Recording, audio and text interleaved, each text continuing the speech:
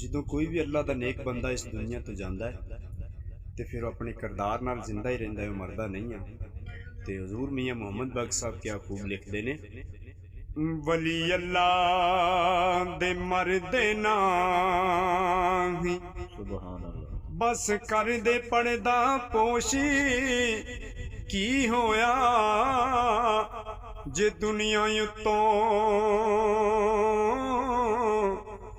टुर गए नाल खामोशी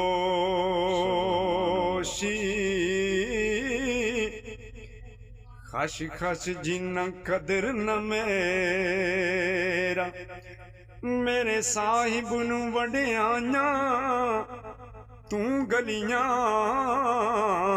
दा उरूड़ा कूड़ा महल चढ़ाया साया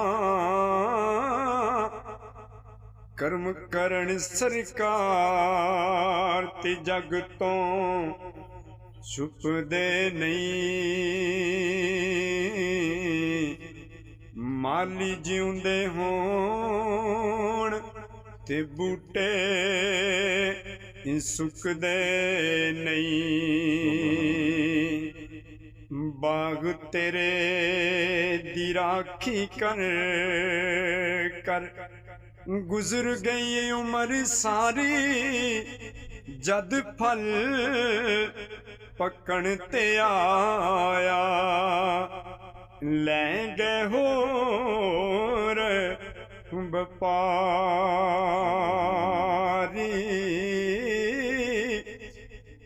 आसे आसे असा उम्र गुजारी चले खार हजारा माली बाग नहीं वेखण देंदे जद आइयां बहारां।